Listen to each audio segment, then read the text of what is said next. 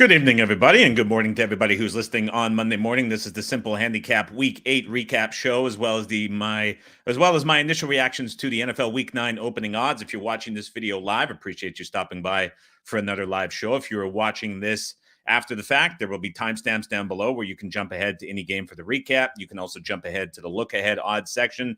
If you're listening on Apple or Spotify, there'll be timestamps in the description as well that are uploaded, so you can jump ahead to wherever you need to be. This was another tough Sunday. 1-2 is the record as we get the late score from the Carolina Panthers to put the game over the total. Does not appear that Washington is going to be able to drive down and tie Chicago as that game's ending. So it looks like that is going to be on the losing side. So we go 1-2 as we look at the NFL service record through week number 8, 34-29-2 after two back-to-back tough weeks. Unfortunate loss today with Miami, who had the double-digit lead in the second half, could not hold. Not good.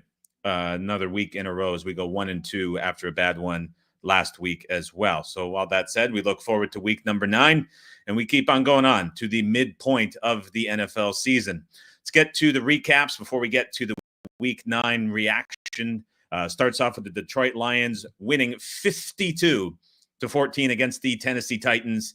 This was a game that was intriguing from a box score perspective. And when I say that, the Lions win by 38 points, but they're outgained by 191 yards and 1.1 yards per play. Turnovers, explosives, special teams, all of this helped out the Lions throughout the game. Turnovers as well.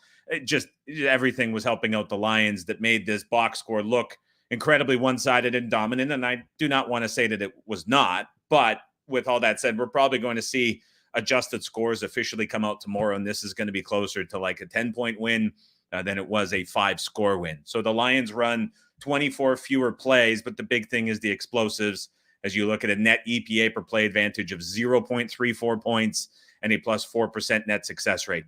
Titans turned the ball over 4 times. Story of the game. It led to scoring drives for Detroit of 23, 12, and 26 yards. The Lions returned a punt for a touchdown, had another long return, set up a short field goal, more than 190 total yards of kickoff returns for Raymond in this game. 31 of the 51 points for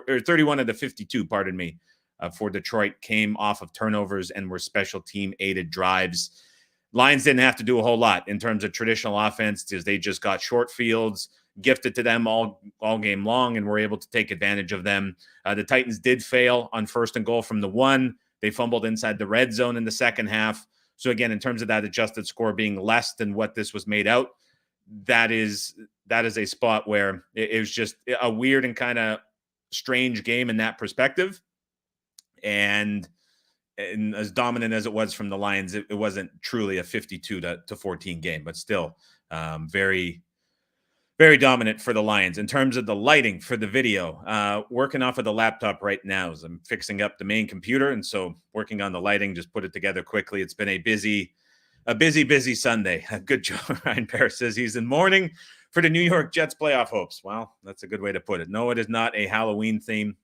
Just a little bit less of a camera quality with the laptop rather than the main computer on the desktop with the main camera. So on the fly a little bit here today with the background, and that is why it looks why it does. Cleveland 29, Baltimore 24. This game was dead even across the board. When you look at the box score, you look at the advanced box score, difference of 14 yards separated the team, 0.1 yards per play, 0.02 EPA per play, 1% success rate. It was dead even throughout. And then even in the luck categories, the Browns were -1 in turnovers. That led to a short field touchdown for the Ravens early in the game. But Baltimore was 0 for 2 on 4th down, and they missed a field goal. So you get kind of an even offset in that perspective of the game as well. Jameis Winston is the big story here. He just added a level of life and energy to the Cleveland Browns that they have not had all season. I thought that was significant, how the offense rallied around him, how they looked around him. And this was a crazy stat. I still kind of think it's an error by Next Gen Stats. We'll see if it's corrected. In this game, Jameis Winston's average time to throw was 4.24 seconds. Now, I've never seen a number that high that I can remember. I wasn't dead locked into this game to know for a fact if I was taking a stopwatch to it, if that was the case. That is the number on the early portion of the game that is being presented for this time. We'll see if it's adjusted.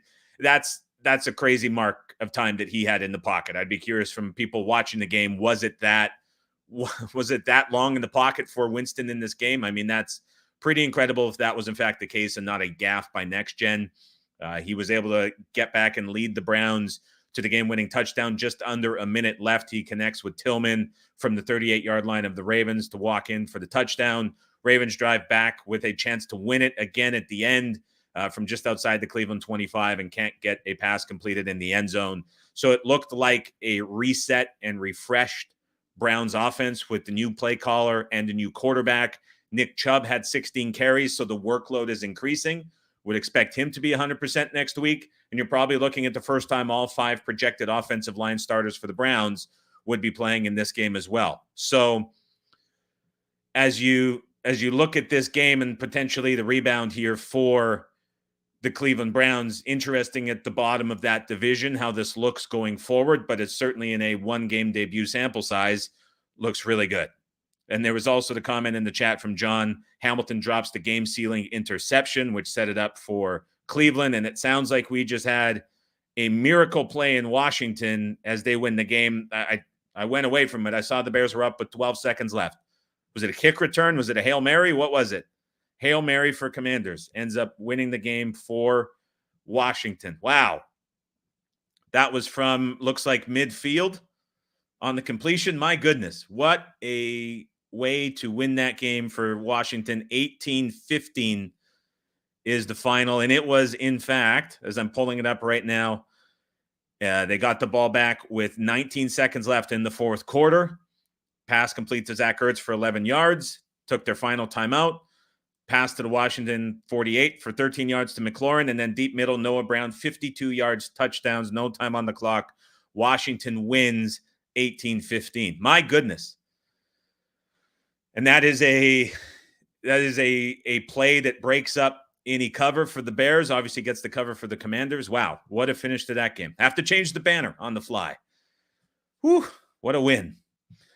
Green Bay 30, Jacksonville 27. Next game up on the board. This was another game that was pretty tight throughout the game.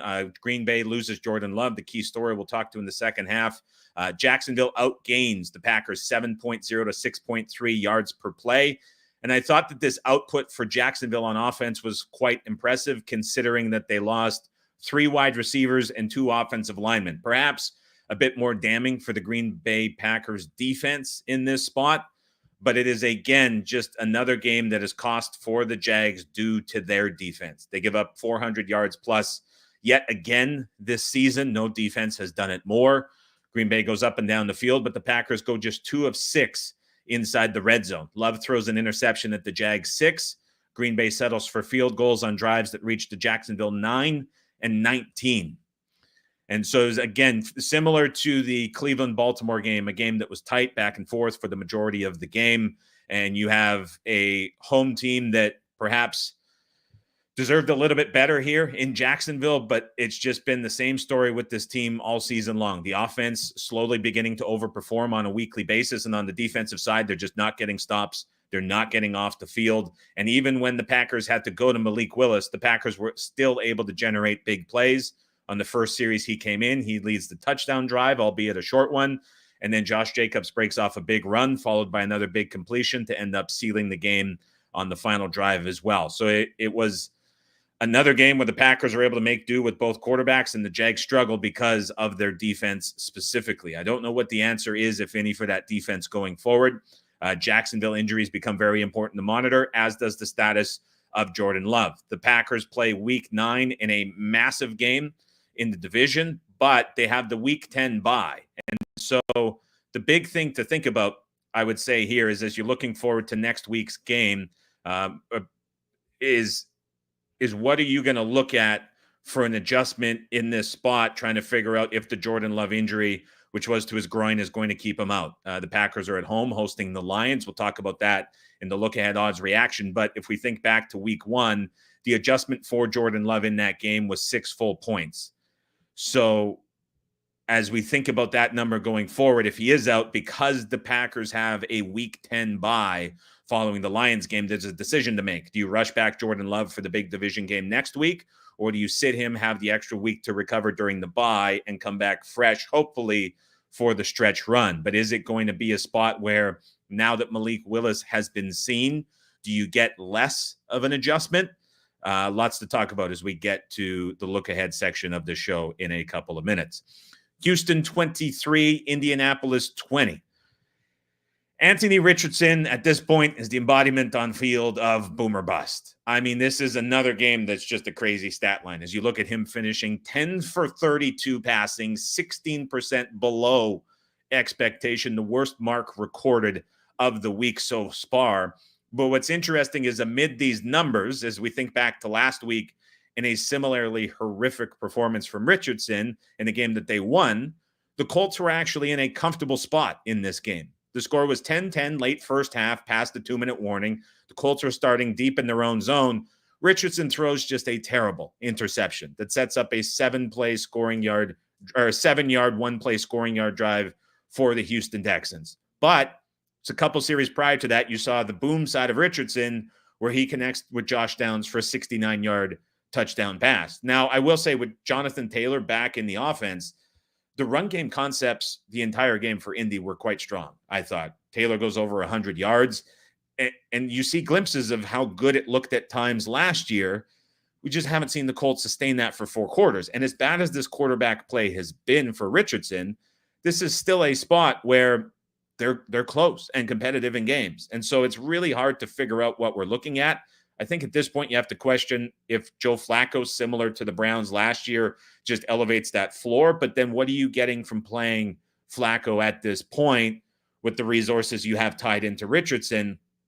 It's hard to kind of decipher what the right answer is. I think from a betting perspective, if you're looking at this and you're just wanting a QB to give you the best chance to win and cover, perhaps, as we saw Richardson do in this game, you maybe feel a little bit more confident with Flacco, but it still is just an odd kind of debate that you have as you're watching these Colts game go back and forth and these mistakes continue to happen. Stroud, again, looks great against Gus Bradley. He has his entire short career so far in the 4 games that they have played. He's been comfortable, and in this game, even without Nico Collins, he puts up big numbers, and Houston is able to go up and down the field and win this game when they needed to, and you see sustained offense that we haven't seen in the last couple of weeks outside of Joe Mixon holding this offense together.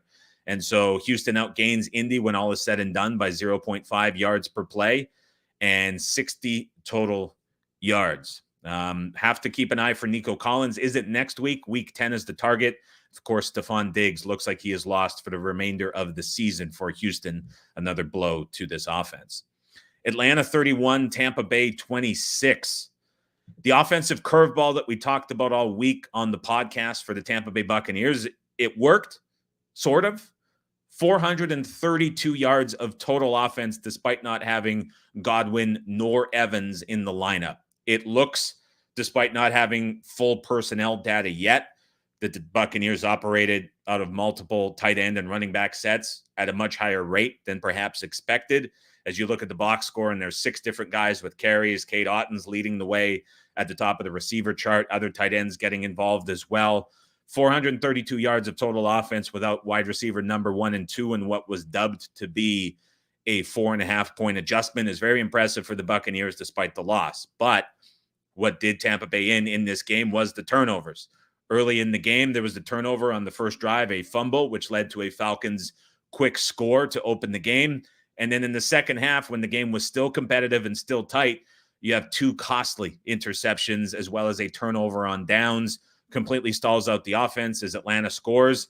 And it's another game where the Bulls defense has no answer whatsoever for Kirk Cousins, as he has a 95th percentile game in EPA per play and a 53% overall offensive success rate, nearly matching the EPA and success rate numbers that he had in the first meeting back a couple weeks on Thursday Night Football. And so there's a matchup here that the Falcons have they're very comfortable with.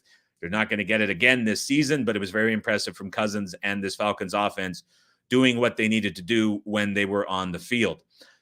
As we talk about this Buccaneers defense that continues to struggle, we see they lose their leader in the middle and best linebacker, Levante David, waiting to see what the duration of that injury is going to be, but that is a big and impactful loss for a team that can not find a way off of the field without taking some pretty significant gambles in recent weeks. And every time they gambled today, it seemed to bite them. And so without David going forward, that could be a defense worth keeping an eye on in terms of a small downgrade in the weeks to come. Here's the game we were just looking at. Washington 18, Chicago 15. Washington wins on the walk-off Hail Mary. After Chicago goes down and takes the lead late in the game, Washington gets the ball back with under 20 seconds left, end up connecting on the Hail Mary to win 18-15. And this is a game when you're looking at the box score that Washington was in control of for the majority. 6.7 yards per play to 5.1, 7.8 per pass to 4.3. And you're looking at a total offensive output of 481 yards for Washington to just 307 for Chicago. The game falls under, which is a bit of a frustrating spot to be in for anybody on the service, as we were looking at that. About 2.5, 3 points better than the final closing number on the game, get nearly 800 yards, but it does not even come close in terms of getting there. Thought Caleb Williams and the Bears offense looked unsettled for the majority of the game. No massive mistakes, but just not the same flow and rhythm that we saw from this offense the last couple of weeks leading into the bye. I thought we were going to get a lot better effort from this offense out of the bye. And even with Daniels playing at less than 100%, the Commanders' offense seemed relatively unaffected. They had a long field goal drive that settled inside the Bears' 10 to open the game. They followed it up with another drive that started deep in their own zone. That got to the Chicago 12. And then they had a third drive in the game that got to the Chicago 9. All three of those settled for field goals. Ton of yardage gained, but the Bears defense buckled down when it mattered most inside the red zone. And also at the end of the half for the Commanders, we saw some empty yardage there on a bit of a longer drive as well that added 72 yards on 6 plays, but empty yardage as the clock ran out. So it was a big yardage first half for the Commanders that wasn't really realized on the scoreboard, which I think stands out and carries out. The Bears were, of course, down 2 top starters in the defensive backfield. So you think about a bit of a bend but don't break mentality that the defense employed this entire game, and that leads to looking at some of these field goals for Washington, who settled for another one in the third quarter from inside the Chicago 25, and then they missed a longer one early in the fourth quarter. So it was a lot of drives for Washington that just didn't turn into touchdowns, a lot of field goal attempts, a miss as well. Chicago had a key fumble down 3rd and goal. Caleb Williams fumbled mid-fourth quarter. That was a 12-7 Washington lead at the time. There's a chance for the Bears to go ahead. The fumble, they end up forcing a quick punt. Caleb Williams is able to lead a long drive, 4 minutes, 10 plays, 62 yards, 15-12 before the late drive Hail Mary connects for the Commanders. And so as I take a step back and think about this game, you can certainly say in the first half, even the third quarter included, it was more about Washington's inability to complete some of these drives despite gaining a lot of yardage. Perhaps some of that on the Bears' bend but don't break defense, down multiple guys in the backfield. It could have been a much bigger lead for Washington, but then also late in the game, it was the Bears that cost themselves with mistakes. And so as one-sided as the box score was, can look at this kind of both ways as you're coming out of this spot. New England 25, New York Jets 22. Is this the final blow for the Jets? They've now lost 5 in a row. Another inexcusable loss. I'd put that at 3 losses this year that the Jets just simply could not have afforded to lose, should not have been in a position to lose, find themselves on the losing end, now 2-6 at the bottom of the division, believe it or not. And this was probably the worst of the worst so far this season. They closed 7-point road favorites against Drake May. He goes down early in the game. Jacoby Brissett comes in, plays the rest of the game. The Jets defense faced Brissett a few weeks ago on Thursday Night Football, just completely stifled the offense for 4 quarters. Had nothing going. Tonight, or this morning rather, as we talked tonight, anything but. It was the defense that just couldn't get off the field, especially when it mattered most. As you look after another Zuerlein missed field goal, the Jets have 2 drives late in the game in the fourth quarter where they had a 3rd and 11, 3rd and 9, 3rd and 9, 3rd and 10, and then a 4th and 1 to get off of the field and win. They allowed the Patriots to pick up all 5 of those spots on the final 2 drives. When it mattered most, again, the Jets defense did not step up. When it mattered most, the Jets special teams and Zerline did not step up. The offense in this spot, it's another game, 3 in a row, where they're 5.9 yards per play or better. They outgained the Patriots by 2 yards per play, 3.4 yards per pass, 100 yards total.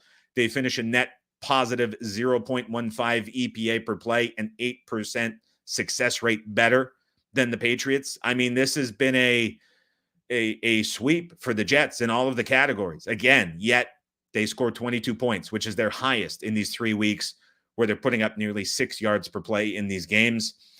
Out of answers for the New York Jets, who might be out of time in this spot. Now, I read an article that said that Gerard Mayo calling out the defense as soft, and the defense showed up in this game as like a key takeaway in the recap. In watching this, I didn't really agree with that. I could say so a little bit early in the game. Pat's defense was getting after Rodgers, and the stat line for Rodgers into the second quarter was pretty bleak. But I didn't see something today that implied to me that the Pats defense has flipped this around. And the end of game box score doesn't say so. Concussion for Drake May officially. We'll see if he hits protocol and how that trends during the week. It's a much less explosive offense with Jacoby Brissett. But I think everybody knows that at this point. Buffalo 31, Seattle 10. So it's a bit of a messy game when you look at it for the Seattle Seahawks, a game that the Bills grinded out and comfortably won.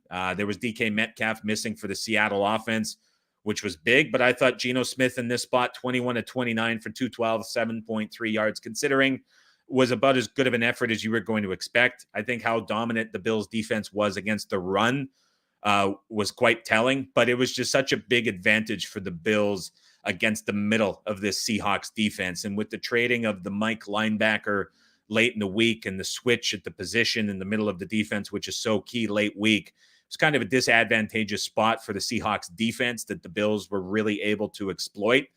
And I think it's something that Mike McDonald is going to fix going forward as the Seahawks slide here a little bit. I think back to his season with Baltimore when he acquired Roquan Smith in a very similar fixing of that area of the field. And the defense after that acquisition took off. Now, he didn't acquire Roquan Smith in this spot, but additions I think are going to make the Seahawks defense better going forward. But in this one-game spot against the Bills team that can really pressure the middle of the field, we saw the problems mount pretty quickly for Seattle. And so it was the Bills outgaining the Seahawks by 220 yards, 1.4 per play, 1.3 per pass, and then nearly 3 full yards per rush. It was dominant on the ground for the Bills, who held the ball for nearly 40 minutes. But there were a multitude of mistakes here for Seattle, too, that I think matter. So they gave up a big touchdown drive on the first possession for the Bills. Seattle was quickly back in range as they had a 1st and goal at the Buffalo 2. They ended up settling for a field goal from the Buffalo 27 after the 1st and goal from the 2. And so it went backwards in a hurry after picking off Josh Allen on a bad INT deep in the Buffalo territory. They start to drive on the Buffalo 7. They get down to the Buffalo 1, have 2 cracks at it, cannot get in. So they end up turning the ball over on downs. And so it's 14-3 Buffalo late in the second quarter. But it's a drive that gets to the Buffalo 2 and a drive that gets to the Buffalo 1 with multiple chances. And the Seahawks come away with that with 3 points. And so 14-3 at the break was 3 yards away from being 14-14. And then the game just snowballed after that. The Seahawks opened with an interception. The Bills scored on 3 consecutive drives, 2 touchdowns and a field goal. And it went from 3 yards away from 14-14 to all of the sudden, as you get to the early stages of the fourth quarter, Buffalo is up 31-3.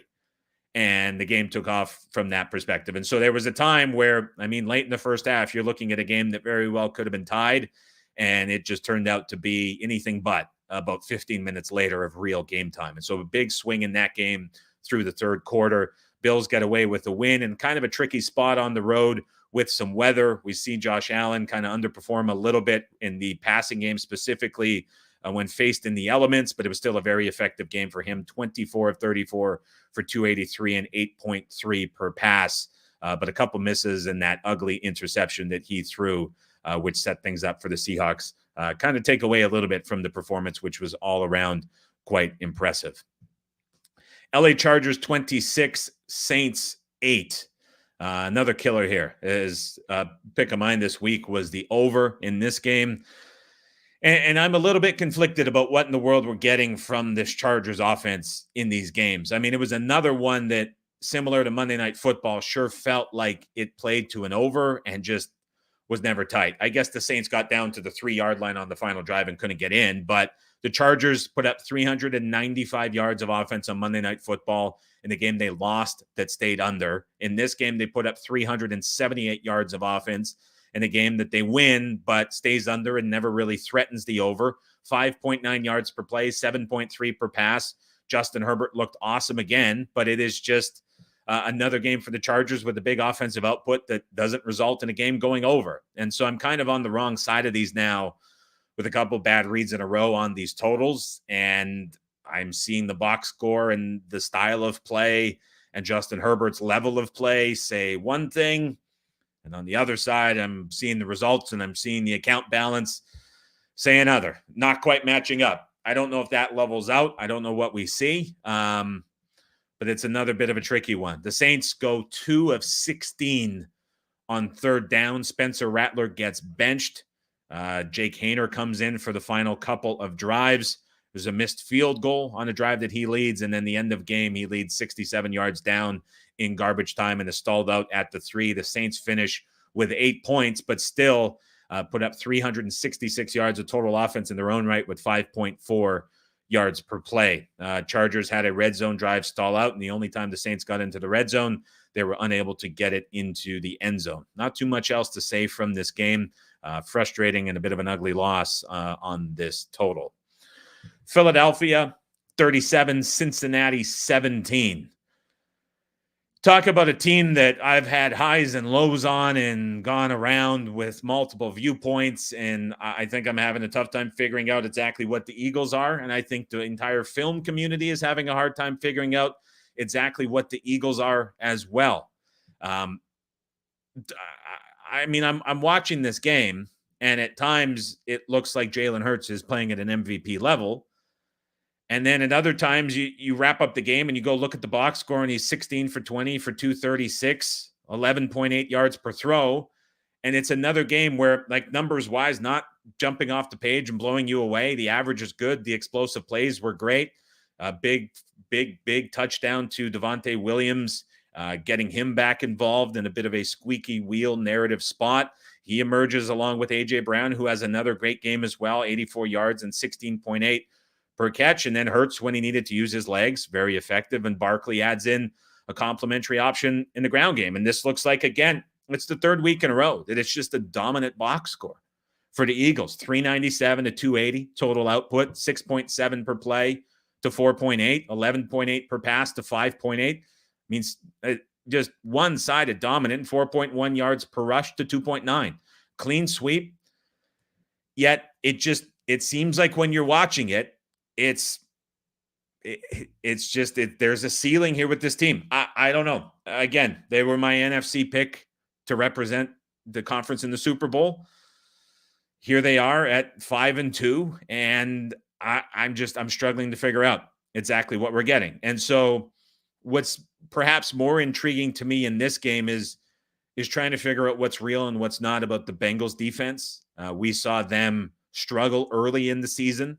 And then the last couple of weeks, it seemed like they turned it around. But how much of that, after seeing this game, was the fact that they played Daniel Jones and Deshaun Watson in those two games? It's a good question to try to figure out. When I look at this game and how it played out, as the final score says 37-17, it shouldn't feel like a 37-17 game until later in the second half, because it was 10-3 Bengals driving into Philadelphia territory late in the second quarter. Looked like it could be 13-3. They miss a field goal. I mean, it could have been more on that drive. The Eagles come back with a long drive before the break to tie the game at 10-10. And so what looked like it could have been a 2-score lead for the Bengals turns into a tie game at half. And then the Bengals end up just no-showing on offense in the second half.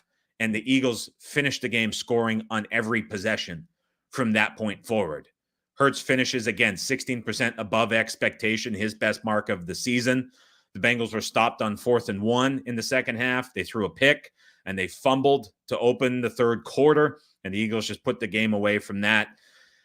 To me, this game shows kind of uncertainties about the Bengals defense, but also how dependent the Bengals offense is on having every wide receiver involved. Without T. Higgins, we saw a lack of explosiveness. We saw a lack of comfort for Joe Burrow in this offense. And the Eagles defense continues to improve. And where I'm torn a little bit here is this the Eagles getting guys back? Is this the Fangio defense now starting to click?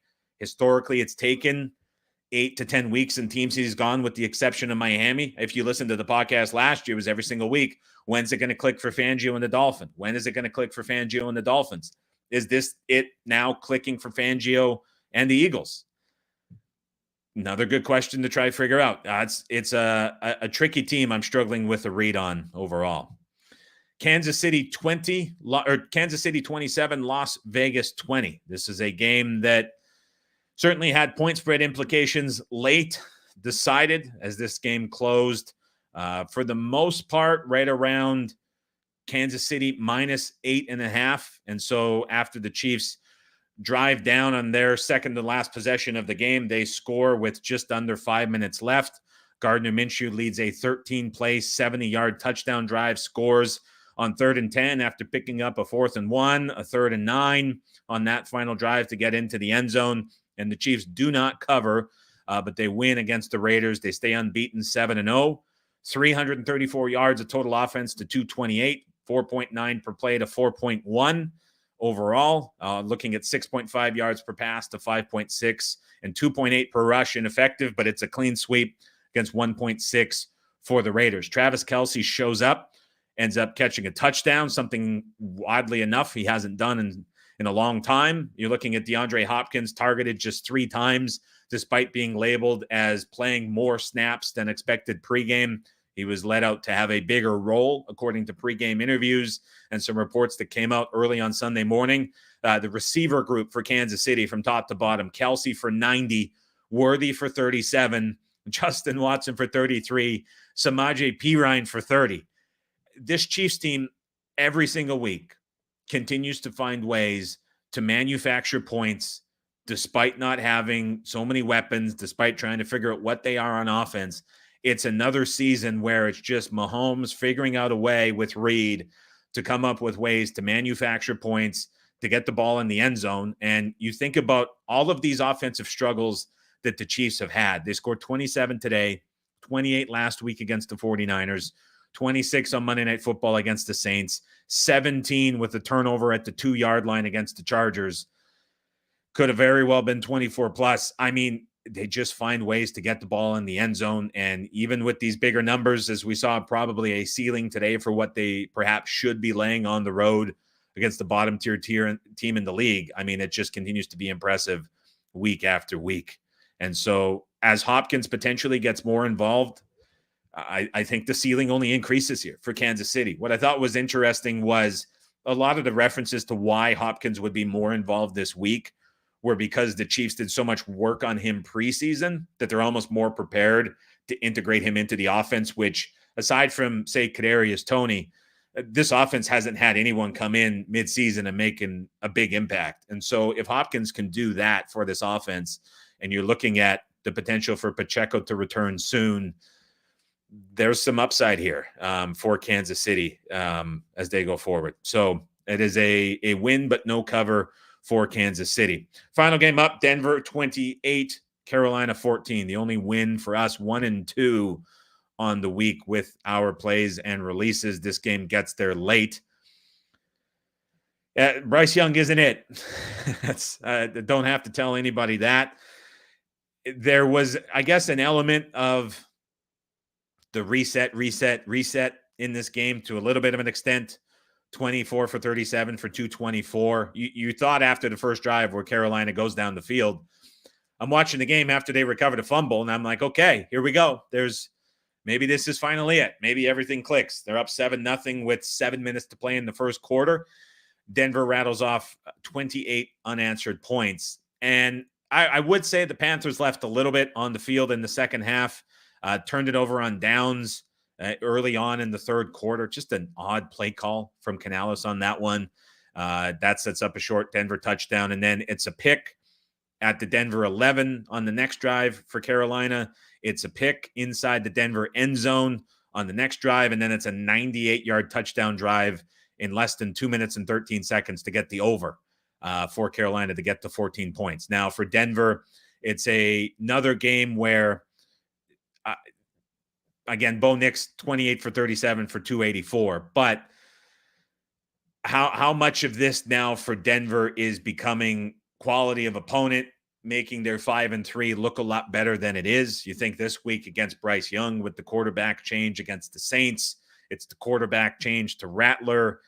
They faced the Raiders a couple of weeks ago, 38-14. That was a spot where Minshew ended up getting benched.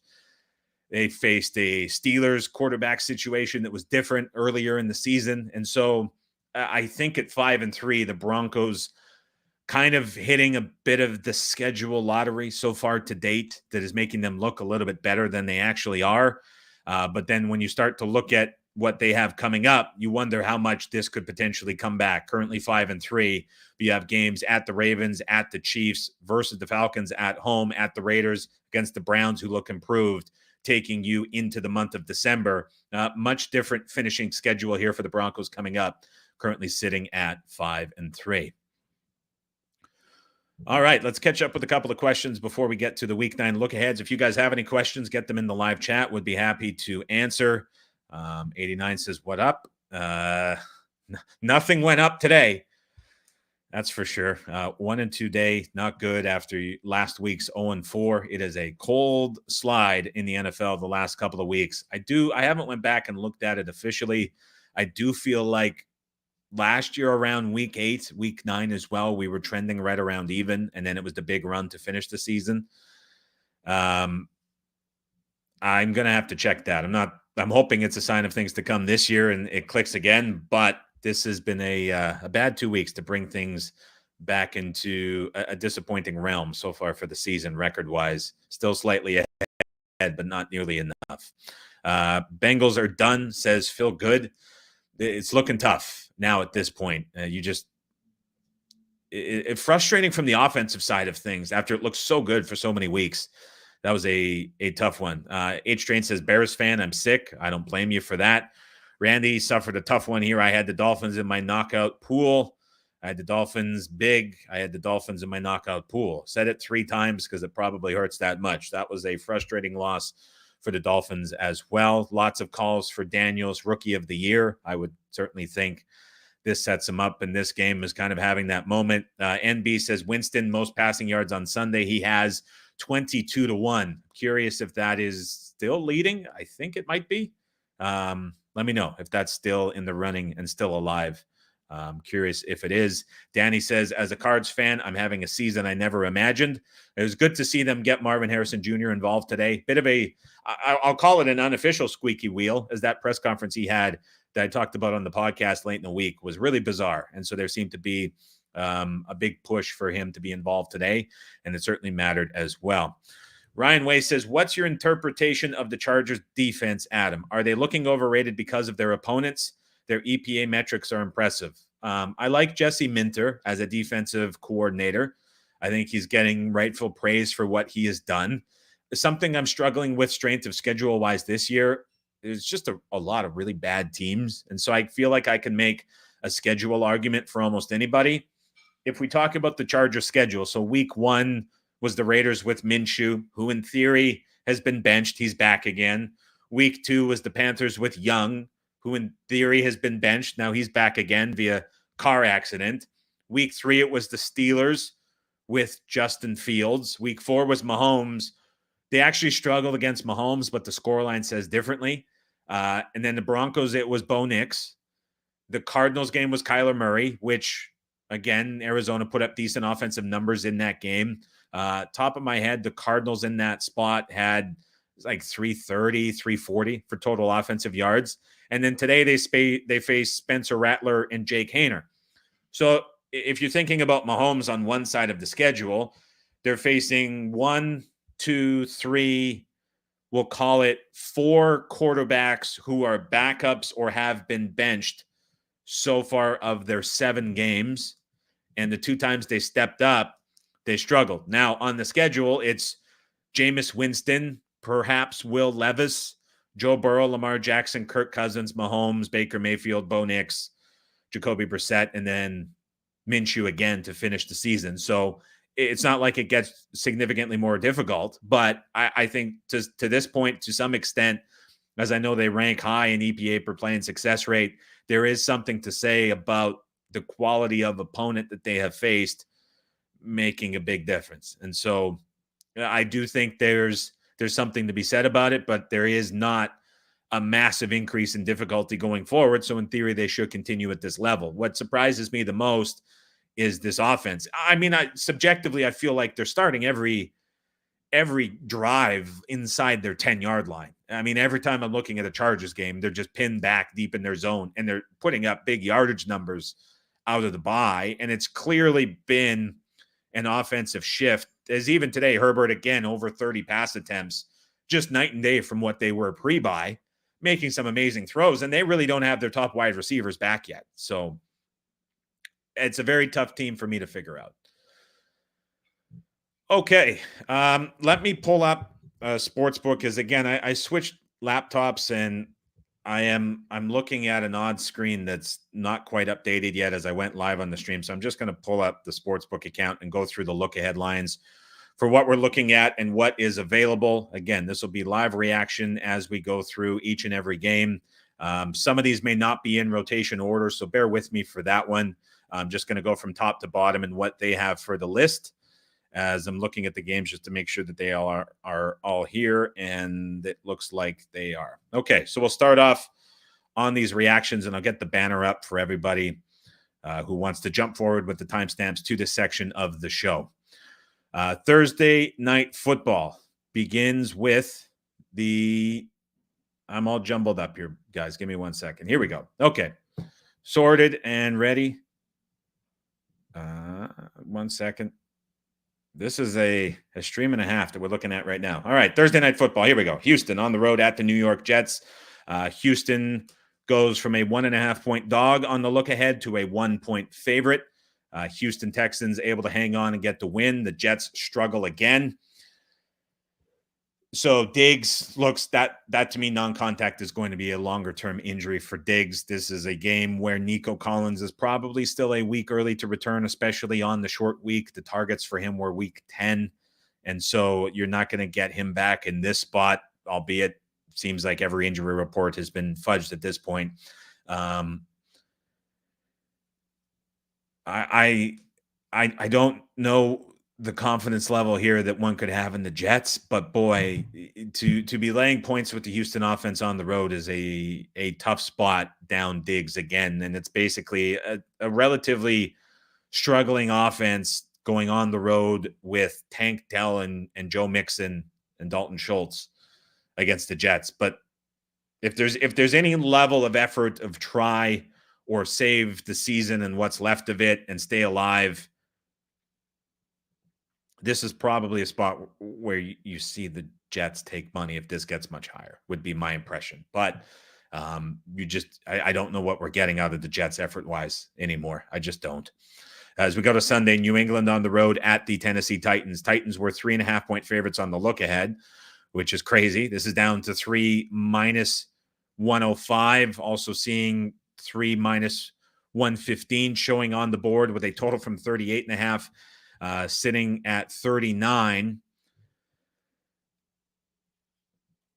Pats probably will not have Drake May in this spot.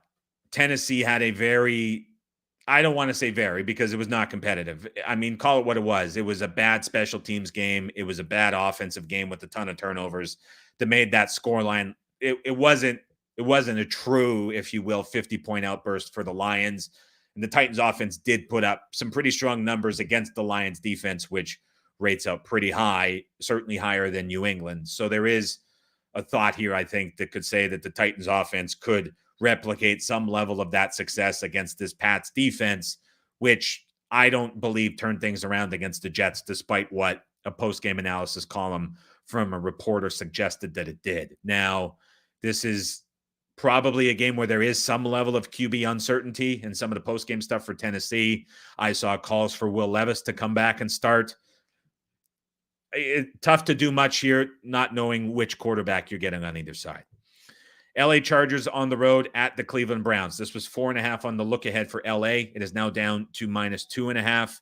This is a game where obviously the adjustment is coming from Jameis Winston stepping up and leading the Browns to a win. There was a much different looking Browns team. We could see all 5 offensive linemen healthy and out there for Cleveland. Curious to see how low this gets. Wouldn't want Cleveland here. If this number comes in lower, I would likely be siding with the Chargers, but can probably sit on the sidelines here and wait, as Cleveland is certainly going to be popular here in this spot. New Orleans on the road at the Carolina Panthers. This was Saints -3.5 on the look ahead. Not widely available from what I'm seeing. I do see a -7 showing at FanDuel. And so I think this is 2 parts of something. The first thing is that the Panthers are unclear who they're starting at quarterback, but this is a team that's just struggling to do much of anything. If it's a Bryce Young game, 7 could potentially make sense. If it's an Andy Dalton game, but you have all of these guys, I would encourage everybody to go back and look at the Panthers injury report and how many guys were close or returned to practice or were on the edge of playing this week. It could be a lot of guys coming back for Carolina next week, but the Saints could also get back Derek Carr in this game. And so there's a chance if you get Carr and it's a young game, but some of those guys don't come back, I could see where 7 could be justified, but it would be tough for me if the Panthers do get guys back to want to lay 7 with the Saints here on the road. I think that would be tough. And so would probably require Carr in and a lot of guys out in this game to get to that price. Miami on the road at the Buffalo Bills. This was a game that was Buffalo -5.5 on the look ahead. In this price, currently we are seeing Buffalo as a soft 6.5-point favorite. As I look at this game, it's hard to ignore Tua coming back and the impact that he had on the offense, which could in this week potentially increase a little bit further as you think about another week of full practice coming back off of the concussion and the offense continuing to develop around him. I think that stands out. Buffalo dominated the first meeting between these 2 teams. Want to just quickly pull up what this game closed in the first meeting to get kind of a clear spot to where we're looking at for this game, which is now Bills a soft 6.5 at home. As I pull that up quickly, another thought here is the Dolphins defense is becoming a bit of a problem, and they were really beat up in the defensive front 7 coming into the game. The pass rush was not there, and this is a spot where in the first meeting, which Tua was healthy for and played in week 2, the Bills closed -2.5. And that was a game that was played in Miami. So you want to say the Bills in that game were anywhere from 3.5 to 4 on a neutral. Bills impressive in the win over in Seattle. And now this is effectively close to the same price that we would have seen with a slight bump up for the Bills and their home field advantage in this game. And so curious to see what happens with the Dolphins injury situation on the defensive side in this game before betting it. But this is a spot where you would expect the Dolphins offense, which looked great today, to continue to improve and look good again in this coming week against Buffalo. But if there's no front 7 help there coming back for Miami, then this is a spot where the Bills, who just dominate the middle of the field right now, should be able to do the same thing. But price-wise, we're kind of at a number here that makes sense. Dallas, Atlanta still off of the board with the Cowboys about to kick off. Denver on the road at the Baltimore Ravens. This was Ravens -10 on the look ahead. So we're talking about the Broncos schedule, 10 on the look ahead. This is now Ravens -9.5. Ravens were down multiple guys in their secondary. I would expect that to look different this week. It's also a much lower test of opposing competition. And when we think about the Broncos and we're talking about that schedule going on the road, this is a much different test for what Bo Nix is going to face than really anything that he has faced so far this season. Last 2 games for Baltimore, both on the road, one of them in the division on the short week. And now you have a bit of a chance to reset at home, perhaps get guys back on defense, perhaps have Zay Flowers closer to 100%. And for the Broncos, I think on both sides of the football, it's going to look a whole lot different than what they have faced in the last couple of weeks. And so initially, I would not agree with this number being adjusted down based on anything that we have seen this week, as I don't think it's reflective of what these two teams are. And so initial impression is I do not agree with that adjustment down off of the 10. Las Vegas on the road at the Cincinnati Bengals. This was Cincinnati minus 9.5 on the look ahead. Both teams lose. Both teams underperform. This game is adjusted down 1 point to Bengals minus 8.5. Couldn't do anything here before I had more confidence in what you're getting from T. Higgins. I think that's a massive part to this offense. You take him out, and it's a much different team and a much different scenario. Have to wait and see what you're getting from that injury, especially if you're considering laying points with Cincinnati. Indianapolis on the road at the Minnesota Vikings. Vikings off of a loss on Thursday Night Football to the LA Rams. We're 6.5-point favorites on the look ahead. Current price that we are seeing for this game with the Minnesota Vikings returning back home. Looking to see if there's anything open now to 6.5 as well. So no adjustment off of the look ahead line. When we think about the struggles for Anthony Richardson in the last couple of weeks, certainly going to be pressured and certainly going to be tested. I think the big question here is, are the Colts going to be the run-heavy RPO style of team that we have seen at times? Because if they are, that is likely going to test the Vikings defense in a more effective way for them than it will be targeting this unit through the air, trusting Richardson's accuracy against the confusion that Brian Flores can create. This feels like a decent rebound spot for the Vikings returning home, hosting the Colts in this game. Washington on the road at the New York Giants, still mostly off the board as the Giants play tomorrow night on Monday Night Football. This was Washington -3 on the look ahead. Unless you get a great effort from the Giants tomorrow, I would expect this probably ticks up a little bit from that look ahead price. Chicago on the road at the Arizona Cardinals. This was Bears -1.5 on the look ahead. We are now looking at the Cardinals as a 1.5-point favorite at home. Tough game here. No real initial opinion on this one. The Bears lose in a game where they were severely outgained and dominated for the majority of 4 quarters. The Cardinals end up coming back in the second half to sneak by the Miami Dolphins in an impressive win. It is now a couple games in a row where they were able to string together victories and stay alive in the NFC West. Let's see how far this adjusts through 0. LA Rams on the road at the Seattle Seahawks. Seahawks -3 is now down initially on the opening price to Seahawks -1.5. Certainly results are influencing that. Another part that is influencing this is the fact that Nacua came back earlier than would have been expected. As you look at this look-ahead number, it was set before there was a real reporting, even behind the scenes. Really, that came out kind of like Wednesday afternoon. He was going to be good to go, and it wasn't really official till Thursday. So some of these look-aheads were Tuesday afternoon, wouldn't have accounted for that. The Rams, obviously a much different team with both of those guys on the offense. As mentioned with Seattle, you're likely getting an improved defensive performance with another week for McDonald to get things right.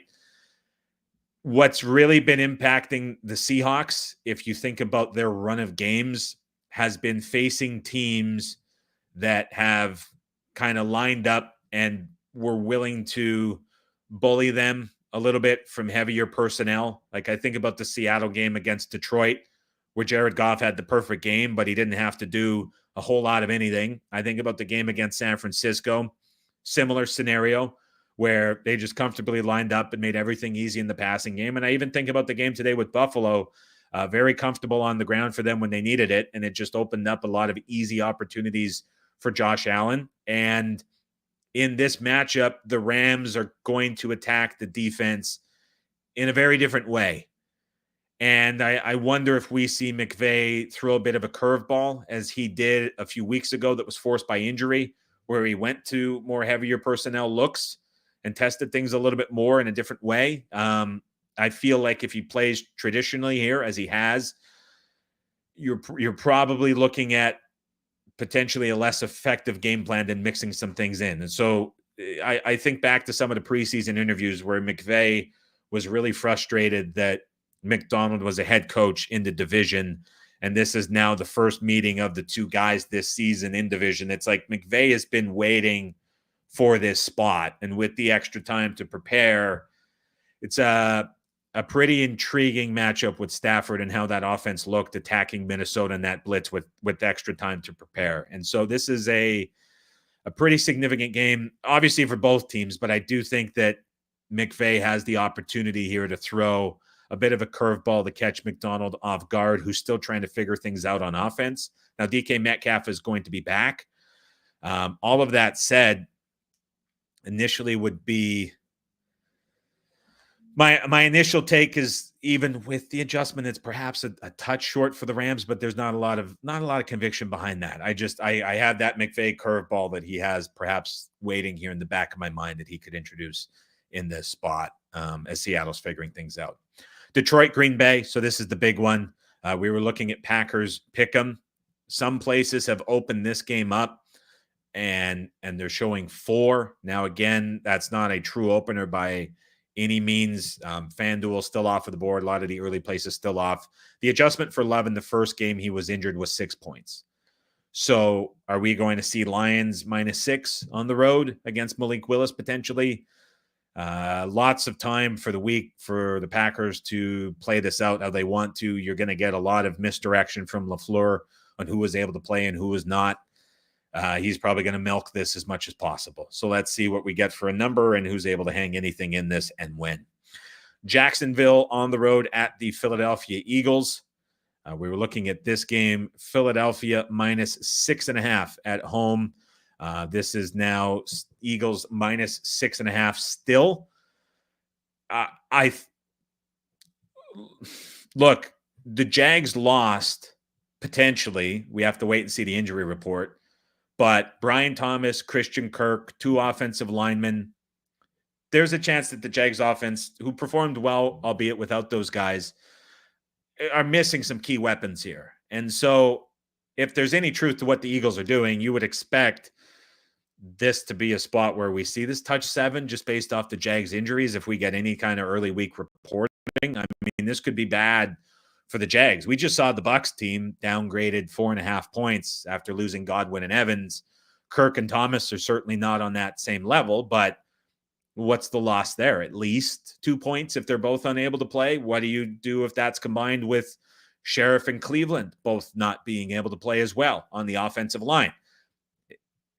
It's certainly worth something. Right now, this line is saying it's nothing with the Jags off of a loss and an Eagles off of a win. And so I think that this should be 7, just based off the injuries, and then see where it goes from there. I don't think there can be the same number that we saw in the look-ahead reopening in this spot. Monday Night Football, Tampa Bay on the road at the Kansas City Chiefs. So the curveball for the Bucs worked against the Falcons. My concern here is that this is not going to work against the Kansas City Chiefs defense. The 2 tight end sets, the heavy personnel, Baker under pressure. This is a game where the Chiefs can certainly have a game dominated by their defense up front. And I'm concerned here potentially for the Bucs trying to replicate what they did in this game against the common opponent that they know, now going on the road into Arrowhead and doing it against a much better defense with a much more potent pass rush than what they faced in this game today against the Atlanta Falcons.